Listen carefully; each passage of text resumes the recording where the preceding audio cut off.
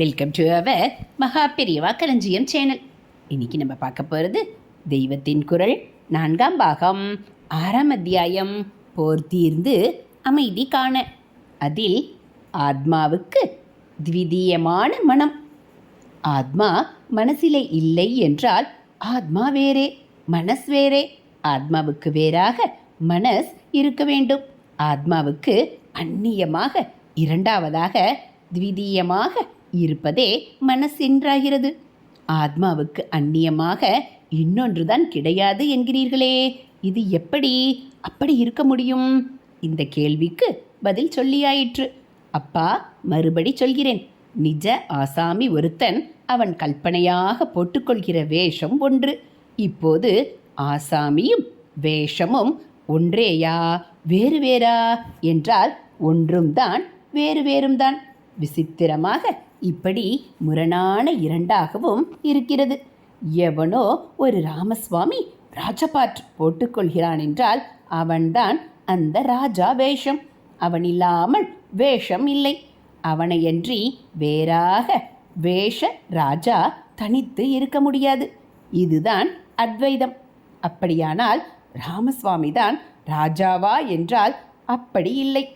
அந்த ராஜாவின் ராஜ்யம் இவனுக்கு சொந்தமா? இல்லை. அவனுடைய பத்னி புத்திரர்கள் இவனுக்கு சொந்தமா? இல்லை. ராஜா என்னவெல்லாமோ கஷ்டப்பட்டானே, சுகப்பட்டானே. வேட்டையாடினான், சூதாடினான், தோற்று போனான். அப்புறம் யுத்தத்தில் ஜெயித்தான். ஒரு சமயம் துக்கத்தில் தலைமயிரை பீத்து கொண்டான். இன்னொரு சமயத்தில் ஆனந்தத்தில் ராக மாளிகை பாடினான். இந்த அனுபவம் எதுவாவது நிஜ ராமசுவாமியுடையவை ஆகுமோ? இதிலே ராஜாவுக்கு ஏற்பட்ட லாப நஷ்டம் ஏதாவது ராமசுவாமிக்கு உண்டானதாகுமா? வேஷத்தை கலைத்தபோது ராமசுவாமி கொஞ்சமாவது குறைந்து போகாமல் பழைய ராமசுவாமியாக அப்படியே தானே இருந்தான். அப்போது நிஜ ஆசாமிக்கு வேஷம் முற்றிலும் வேறான த்விதீயமான விஷயமாகத்தானே ஆகிறது. இப்படித்தான் ஆத்மாவுக்கு மனசு வேறாவதும். இன்னொரு உபமானம் சொல்கிறேன். அத்வைத சாஸ்திரங்களில் அடிக்கடி சொல்வது, அந்தி மயக்கத்தில் ஒரு கயிறு பாம்பாக தெரிகிறது. மாயா மயக்கத்தில் ஆத்மாவானது தனி ஜீவனாக தெரிகிறது. அதாவது ஜீவன் நான் என்று ஐடென்டிஃபை செய்து கொள்ளும் மனசாக தெரிகிறது. கயிறு என்ற ஒன்று இல்லாவிட்டால் பாம்பு என்ற தோற்றம் உண்டாகி இருக்க முடியாது. கயிற்றிலே சூப்பர் இம்போஸ் பண்ணித்தான் பாம்பு கல்பிக்கப்பட்டிருக்கிறது.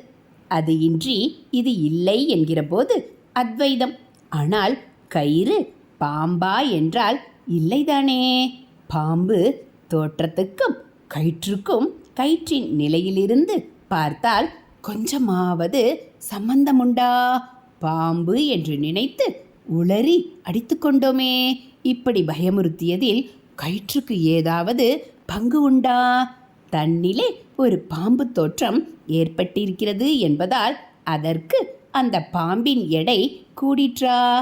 அப்புறம் வெளிச்சத்தில் பார்த்தபோது பாம்பு இல்லை, கயிறுதான் என்று தெரிந்ததே. மாயை மயக்கை போக்கும் ஞான பிரகாசத்தில் பார்க்கும்போது மனஸ் மறைந்து ஆத்மா மட்டும் தெரிகிற ஸ்திதி இது. தன்னிடமிருந்து பாம்பு தோற்றம் எடுபடுகிறது என்பதால் கயிற்றின் எடை ஏதாவது குறைந்ததா? இப்படியெல்லாம் ஆலோசிக்கும் போது பாம்பிலே கயிற்றின் சமாச்சாரம் கொஞ்சம் கூட இல்லை. அது வேறே இது வேறே என்றுதானே நிற்கிறது. இப்படித்தான் ஆத்மாவுக்கு வேறேயாக மனஸ் இருப்பது. ஆகையால் சற்று முன் நான் மனசானது தன்னை தவிர இன்னொன்றைத்தான் காட்டிக் கொடுக்கும் என்று சொன்னதோடு விஷயம் நிற்கவில்லை. இன்னொன்று இருந்தால் அப்போது பயத்துக்கு இடமேற்பட்டுவிடும். மனசானது இப்படி பயத்தை உண்டாக்கும் ஏது உள்ளதான துவைதத்தை உண்டாக்குவது என்று முதலில் சொன்னேன். அப்படி சொன்னது சரிதான். அதற்கு கூடுதலாக இப்போது சொல்வது, இப்படி மனஸ் தன்னை தவிர இன்னொன்றை மட்டுமே காட்டிக் கொடுப்பது மட்டுமில்லை, அதுவே ஆத்மாவின் நிஜமான தானாக இல்லாமல், ஆத்மா என்கிற நிஜமான தானாக இல்லாமல் அதற்கு இன்னொன்றாக த்விதீயமாக இருப்பதுதான். கல்பிதம், வேஷம், அத்தியாசம், அத்தியாரோபம் என்று எப்படி சொன்னாலும் சொல்லிவிட்டு போங்கள். மனசை சென்டராக வைத்து அதுவே நிஜம் என்று காரியம் பண்ணும் வரையில் மனஸ் என்ற ஒன்று ஆத்மாவுக்கு வேறாக இருந்து கொண்டு இருக்கிறது என்றே வைத்து கொள்ள வேண்டியதாகிறது. இன்னொன்று இருந்தால் பயம் வந்துவிடும். மனசுக்கு எப்போதும் இன்னொன்றைத்தான் தெரியுமாதலால் நமக்கு தெரிந்த துவைத பிரபஞ்சம் நித்திய பயமானதுதான். இப்போது ஏதோ சந்தோஷமாக அரட்டையிலே வேதாந்த அரட்டையாக அடித்து கொண்டிருக்கிறோம். அடுத்த க்ஷணமே பூமி கொஞ்சம் ஆடினால், பூகம்பமென்று வந்தால் அது வருவது இருக்கட்டும். இப்போது நான் இப்படி சொன்ன உடனேயே பயம் கவ்விக்கொள்கிறது. இதுதான் மனசினுடைய த்விதீய லோகத்தின் தன்மை. இன்னொன்றையே தெரிவிக்கும் இந்த மனஸ் என்பதே ஆத்மாவுக்கு இன்னொன்றாக இருப்பதுதான். மற்ற எல்லா விதமான பயங்களுக்கும் காரணமான மூலமான பயம். ஆத்மாவிலிருந்து மனஸ் புறப்பட விடுவதுதான் முதல் துவைதம், முதல் பயம். அப்புறம் மனசினால் உண்டாகும் அநேக இரட்டைகள், அநேக விதமான பயங்கள். துவைத லோகமாகிற சம்சார பயம், நரக பயம் எல்லாம்.